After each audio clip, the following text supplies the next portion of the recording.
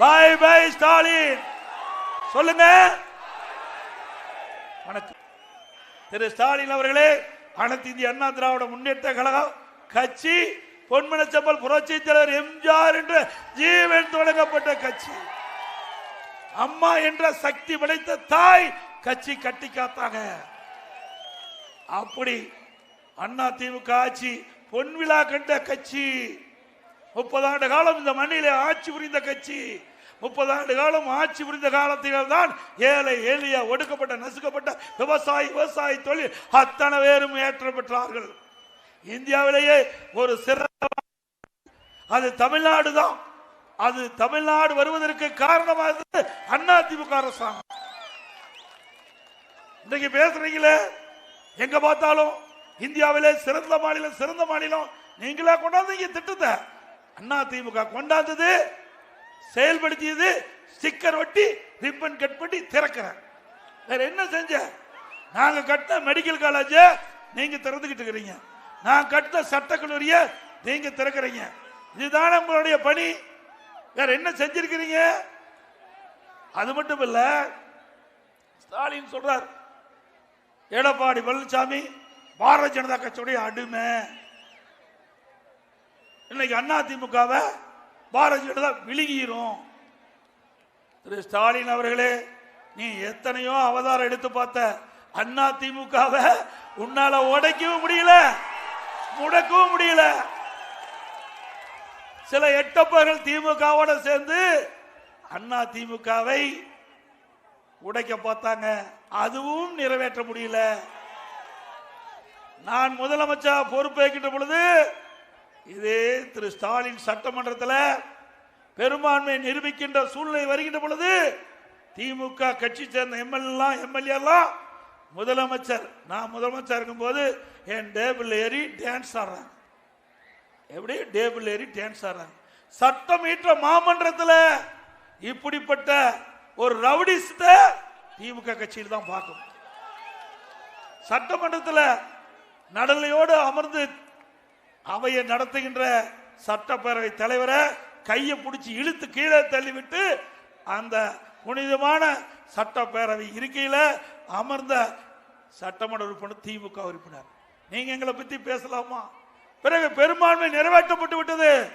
உடனே ஸ்டாலின் பார்த்தாரு, என்ன நினைச்சாரா தெரியல, சட்டையை கிழிச்சுக்கிட்டு ரோட்ல வீதியில போறார். அவர் நினைச்சது ஒண்ணு, நடந்தது ஒண்ணு. இப்போ அதே மாதிரி தான் நடக்க போகுது. 200 தொகுதியில ஜெயிக்கிறோம், 10 இடத்துல வெற்றி பெறும். அண்ணா திமுக பெரும்பான்மையான இடங்களில் வெற்றி பெற்று தனி பெரும் ஆட்சி அமைக்கின்ற பொழுது சட்டையும் கிழிச்சுக்கிட்டு வேட்டி இல்லாத ரோட்ல போறோம். அதுதான் நடக்கும். ஸ்டாலின் அவர்களே, எங்களை குறைத்து மதிப்பிடாதீங்க. எதை எடப்பாடி பழனிசாமி கிராமத்திலிருந்து வந்தோமே நாம அப்படியே தூக்கி எரிஞ்சலாம்னு நினைச்சிடாத. 4 ஆண்டு 2 மாத காலம் சிறப்பான ஆட்சி கொடுத்த அரசாங்கம் அம்மா அரசாங்கம். எந்த இடத்துக்கு தமிழ்நாட்டில் எந்த மூல முடுக்கு எந்த இடத்துல போய் நீங்க கேட்டாலும் மக்களை அண்ணா திமுக ஆட்சி சிறப்பான ஆட்சி, திமுக ஆட்சி மோசமான ஆட்சி. அந்த குரல் தான் இன்றைக்கு தமிழகத்திலே ஒலித்துக் கொண்டு என்பதை நீங்கள் எண்ணி பார்க்க வேண்டும். அது மட்டும் இல்ல, ஸ்டாலின்னா குடும்பம், குடும்பம்னா ஸ்டாலின். குடும்பம் தான் முக்கியம், மக்களை பத்தி சிந்திப்பதே கிடையாது. ஆனா அனைத்து இந்திய அண்ணா திராவிட முன்னேற்ற கழக அரசாங்கம் சரி, கட்சியும் சரி, எப்பொழுது பார்த்தாலும் மக்களை சிந்தித்து சிந்தித்து திட்டங்களை கொண்டு வந்து நிறைவேற்றி மக்கள் ஏற்றத்திற்கு ஏணியாக இருந்த அரசாங்கம் அண்ணா திமுக அரசாங்கம். இதுவரை நீங்கள் ஆட்சி பொறுப்பேற்றுக்கிறீங்க. 50 மாத காலத்தில் எந்த பெரிய திட்டத்தை கொண்டு வந்தீர்கள்? அண்ணா திமுக ஆட்சி இருக்கின்ற பொழுது குடிமராமத்து திட்டம், ஏழை எளிய ஒடுக்கப்பட்ட நசுக்கப்பட்டவர்கள் விவசாயி தொழிலாளி ஏற்ற பெற வேண்டும் என்பதற்காக பெய்கின்ற மழை நீர் ஒரு சொட்டு நீர் கூட வீணாகக்கூடாது என்பதற்காக குடிமராமத்து திட்டத்தை கொண்டு வந்து விவசாய பங்களிப்போடு ஏரி குட்டம் குளங்கள் எல்லாம் தூர்வாரப்பட்டு அதில் அள்ளுகின்ற வண்டல் மண் விவசாயிகளுக்கு இலவசமாக கொடுத்த அரசாங்கம் அண்ணா திமுக அரசாங்கம். இந்த வண்டல் மண் விவசாயியுடைய நிலத்திற்கு இயற்கை உரமா பயன்படுத்தி நல்ல விளைச்சல் கிடைச்சது. இப்படி அற்புதமான திட்டம். இந்த குடிமராமத்து திட்டத்தின் மூலமாக ஏரி வண்டல் மண்ணை அள்ளுகின்ற பொழுது ஏரி ஆழமாகுது, நீர் அதிகமாக தேங்கி வைக்கிறோம், நிலத்தடி நீர் உயர்கிறது. அற்புதமான திட்டம். அதே போல தடுப்பணை, இன்னைக்கு குன்னம் பகுதியிலையும் தடுப்பணை கட்டியிருக்கிறோம், அரியலூரிலையும் தடுப்பணை கட்டியிருக்கிறோம். நீங்க வந்து எத்தனை தடுப்பணை நீங்க கட்டிங்க? மக்களை பத்தி சிந்திச்சுக்கலாம். இது ஒரு வறட்சியான பகுதி, நிலத்தடி நீர் தேவை. இந்த விவசாயிகளுக்கு, விவசாய மக்களுக்கு, தொழிலாளருக்கு அப்பதான் இந்த விவசாயி செழிக்கு, விவசாய தொழிலாளிக்கு வேலை கிடைக்கும். அண்ணா திமுக ஆட்சியில் நிறைய தடுப்பணையை கட்டி கொடுத்து நிலத்தடி நீர் உயர்த்தி மக்களை வாழ வைத்த அரசாங்கம் அண்ணா திமுக அரசாங்கம். அது மட்டுமல்ல, இன்றைக்கு ஏழை எளிய மக்கள் நிறைந்த பகுதி, கிராம பகுதி, அந்த பகுதியில் இருக்கிற மக்களுக்கு ஏதாவது நோய்வாய்ப்பட்டா அங்கேயே சிகிச்சை அளிப்பதற்காக அம்மா மினிக்கிள்ளை கொண்டு வந்தோம். அம்மா மினிக்கிள்ளை கொண்டு வந்தோம். அந்த அத்தனை ஏழைகளுக்காக கொண்டு வந்த திட்டம். அதுக்கு அந்த பகுதியில் நோய்வாய்ப்பட்டா அங்க இருக்கிற அம்மா மினிக்கிள்ளைக்கு போய் சிகிச்சை பெற்றலாம். அது ஒரு எம்பிபிஎஸ் டாக்டர், ஒரு நர்ஸ், ஒரு உதவியாளர் நாங்கள் அமைக்கப்பட்டு அந்த திட்டத்தை கொண்டாந்தோம். அரசியல் காழ்ப்புணர்ச்சியின் காரணமாக ஏழைகளுக்கு கொடுக்கின்ற அந்த வைத்தியத்தை கூட பொறுக்க முடியாத முதலமைச்சர் இன்றைய முதலமைச்சர் ஸ்டாலின். நீங்க என்ன ஏழைக்கு செய்ய போற?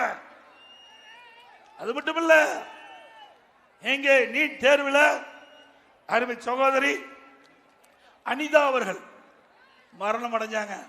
அப்ப என்ன சொன்னீங்க? எடப்பாடி பழனிசாமி நீட் தேர்வில் கவனம் செலுத்தலைங்க.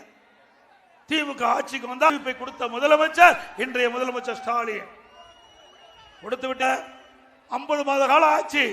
நீட் தேர்வு என்ன ஆச்சு என்று இளைஞர்கள், பெற்றோர் கேட்கிறாங்க, மாணவர்கள் கேட்கிறாங்க. இந்த ஆட்சிக்கு வந்த பிறகு, இந்த திமுக ஆட்சிக்கு வந்த பிறகு 24 பேர் இறந்திருக்கிறாங்க.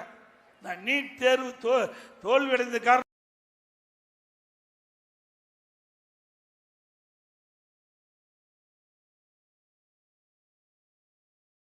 பேர் இறந்திருக்கிறாங்க.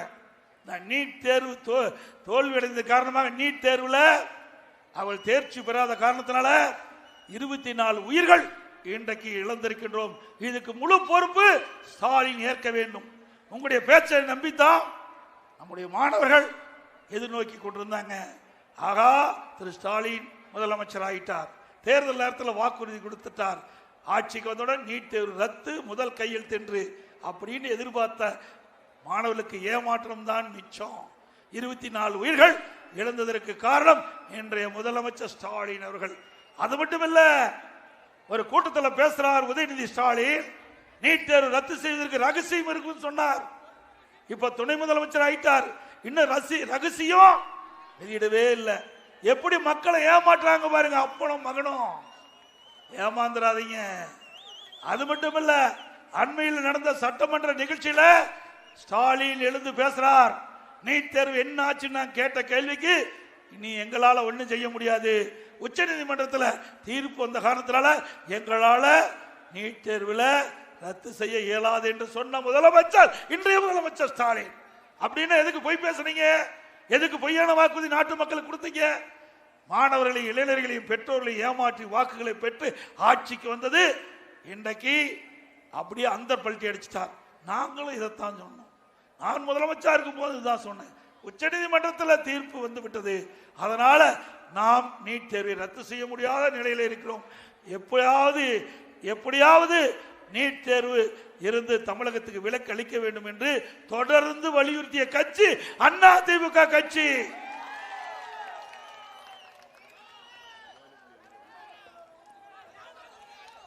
அதே போல அரசு பள்ளியில் படிக்கின்ற மாணவர்கள் 3,81,000 பேர், சுமார் 41% பேர் அரசு பள்ளியிலே படிச்சுட்டு இருக்கிறாங்க. இந்த அரசு பள்ளியில் படிக்கின்ற மாணவர்கள் சாதாரண விவசாயி தொழிலாளி மகன், ஏழை தொழிலாளி மகன், விவசாயி மகன், நடுத்தர குடும்பத்தில் இருக்கிறதா அரசு பள்ளியை படிக்கிறாங்க. அந்த மாணவனுடைய கனவு மருத்துவராக வேண்டும். அந்த கனவை நனவாக்க வேண்டும் என்ற அடிப்படையில் அண்ணா திமுக அரசாங்கம், நான் முதலமைச்சர் இருந்த பொழுது 7.5% உள் இடஒதுக்கீடை கொண்டு வந்து நிறைவேற்றி இன்றைய தினம் 2,818 பேர் மருத்துவக் கல்வி படிச்சுட்டு இருக்காங்க. முதல் 19-20 சேர்ந்தவங்க இப்போ MBBS படிப்பு முடிச்சு முதல் செட்டு வெளியே வந்துட்டது. இப்படி அற்புதமான திட்டத்தை கொண்டு வந்த அரசாங்கம் அதிமுக அரசாங்கம். ஏழை குடும்பத்தில் பிறந்த மாணவ மாணவி இன்றைக்கு மருத்துவக் கல்வி கிடைப்பதற்கு நடவடிக்கை எடுத்த அரசாங்கம் அதிமுக அரசாங்கம். இப்படி ஏராளமான திட்டங்கள். அது மட்டுமல்ல, இன்னைக்கு திராவிட முன்னேற்ற கழக ஆட்சி வந்த உடனே லேப்டாப் நிறுத்திட்டாங்க, மடிக்கணினி நிறுத்திட்டாங்க. நம்முடைய கிராமப்புற மாணவர்கள், ஏழை மாணவர்கள் அரசு பள்ளியில் படிக்கிறாங்க. அந்த பள்ளியில் படிக்கின்ற மாணவர்கள் சிறந்த மாணவர்களாக, கல்வி உள்ள மாணவர்களாக, விஞ்ஞான கல்வி கிடைக்கக்கூடிய சூழ்நிலையை உருவாக்க வேண்டும் என்ற அடிப்படையிலே இதயம் புரட்சி தலைவர் அம்மா மடிக்கணி, அந்த மடிக்கணி திட்டம் நிறுத்தப்பட்டு விட்டது. மீண்டும் அதிமுக ஆட்சி மலர்ந்தவுடன் அந்த அரசு பள்ளியில் படிக்கின்ற மாணவருடைய கனவு நனவாகின்ற விதமாக கொண்டு வரப்படும். இதெல்லாம் அற்புதமான திட்டம். நான் வரும்போது இன்றைக்கு குன்னத்திலிருந்து அரியலூர் வரும்போது அப்படியே பள்ளி குழந்தைகள்லாம் அழகா ட்ரெஸ், அப்படியே சீருட, அது நான் செலக்ட் பண்ணி நம்முடைய குழந்தைகளை கொடுத்தேன். நம்முடைய குழந்தை நல்லா இருக்கணும், சந்தோஷமா இருக்கணும். அதை பார்த்து பெற்றோர்கள் மகிழ்ச்சி அடைய வேண்டும்.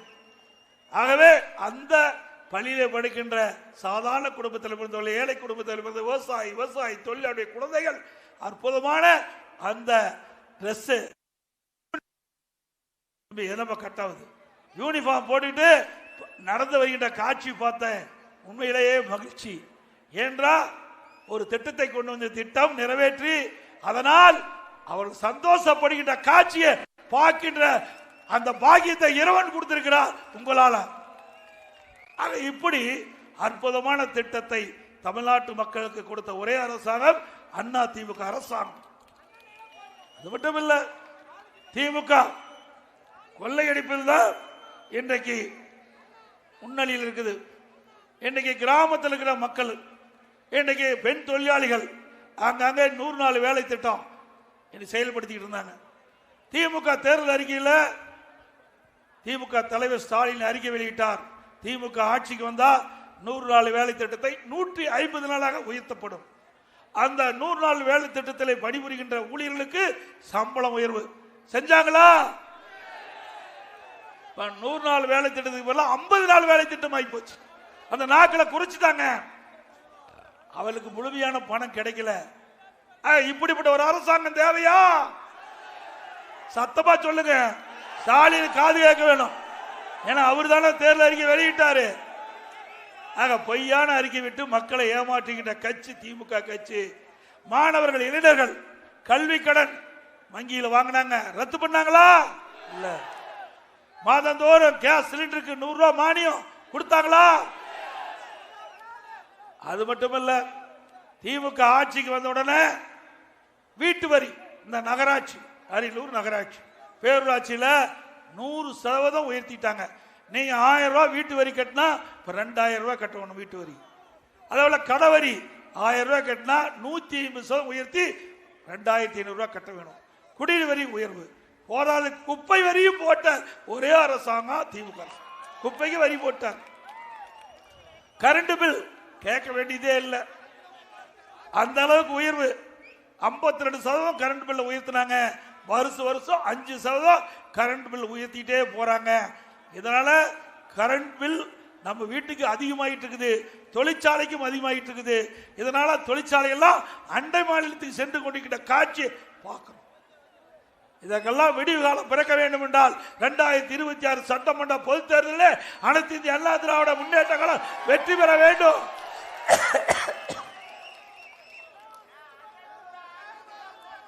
அதே போல விவசாயிகளுக்கு மும்மணி மின்சாரம் வழங்கியதும் அதிமுக ஆட்சியில் என்பதை நேரத்தில் சுட்டிக்காட்டி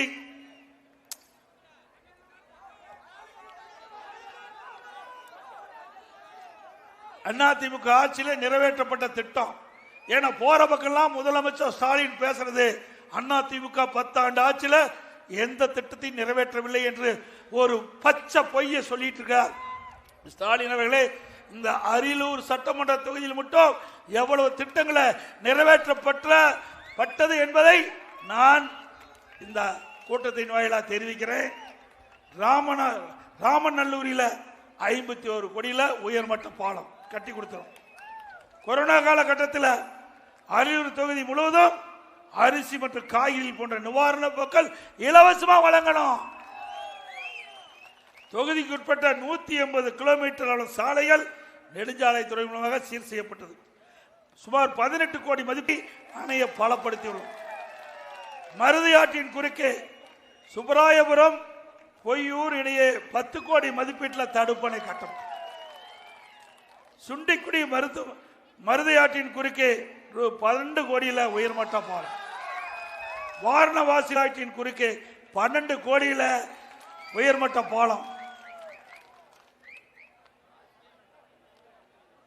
மருதியாற்றின் குறுக்கே இடையத்தான் குடியில் உயர்மட்ட பாலம் 10 கோடியில்.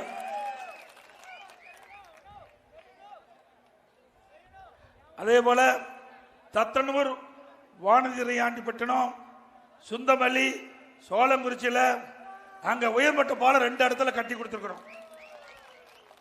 அரசு மருத்துவமனையில் 10 கோடி மதிப்பீட்டில் உள்கட்டமைப்பு வசதிகளை மேம்படுத்திருக்கிறோம். 5 கோடி மதிப்பீட்டில் கரை வெட்டி பறவையில் சரணாலயத்தை மேம்படுத்தும் விதமாக ஏரிய தூர்வாரி அணையை பலப்படுத்தியிருக்கிறோம். காவலர் குடிப்புகள் அனைத்தும் அதிமுக ஆட்சியில் இன்றைக்கு கட்டப்பட்டு திறந்து வைக்கப்பட்டிருக்குது. 18 கோடி மதிப்பீட்டில் குடிசை மாற்று வாரியத்தில் அடுக்குமாடி குடியிருப்பு கட்டி ஏழை மக்கள் கொடுத்தது. மாணவிகள் கல்வி பயில பாலிடெக்னிக் கல்லூரி கீழப்பமூரியில் அதிமுக ஆட்சியில் கட்டி பயன்பாட்டு கொண்டு வந்திருக்கிறோம். இப்படி ஏராளமான திட்டங்கள் இந்த ஒரு தொகுதியில் மட்டும் கொண்டு வந்து நிறைவேற்றப்பட்ட ஒரே அரசாங்கம் அதிமுக அரசாங்கம். இப்ப இன்னைக்கு தொடங்கி இருக்கார் ஸ்டாலின். உங்களுடன் ஸ்டாலின், உங்களுடன் ஸ்டாலின். இதுவரைக்கும் யாரோட இருந்தாரு? இப்பதான் உங்களோட வந்திருக்காரு. 4 வருஷம் கழிச்சு இப்பதான் மக்களை சிந்திச்சிருக்காரு. இப்படி ஒரு பொம்மை முதலமைச்சர் நாட்டு மக்களுக்கு என்ன நன்மை கிடைக்கும்?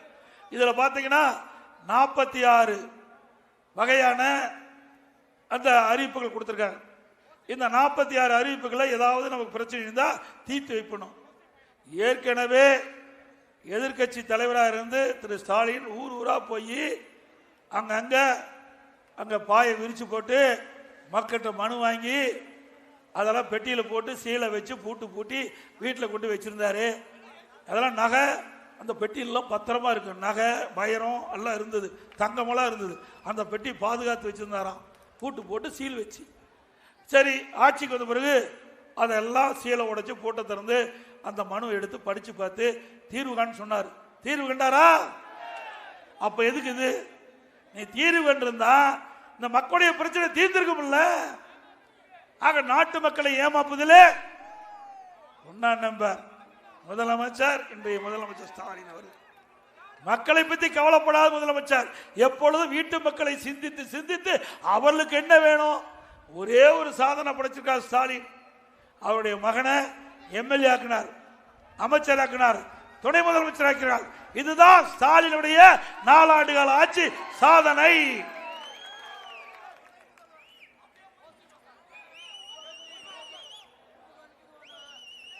வெள்ளட்டும் இரட்டலை, வெள்ளட்டும் இரட்டலை, மாறட்டும் மக்கள் நிலை என்பதை சுட்டிக்காட்டி அனைத்து இந்திய அண்ணா திராவிட முன்னேற்ற கழக வேட்பாளர் நிறுத்தப்பட்டால் அவருக்கு இரட்டலை சின்னத்திலே வாக்களித்து வெற்றி பெற செய்யும். கூட்டணி கட்சிக்கு ஏதாவது ஒரு சூழலிலே ஒதுக்கப்பட்டால் அந்த கட்சியுடைய சின்னத்தில் போட்டுகின்ற அந்த வேட்பாளருக்கு அந்த கட்சி சின்னத்தில் வாக்களிக்க வேண்டும் என்று இந்த நேரத்தில் கேட்டு இன்றைக்கு மக்களை காப்போம், தமிழகத்தை மீட்போம்.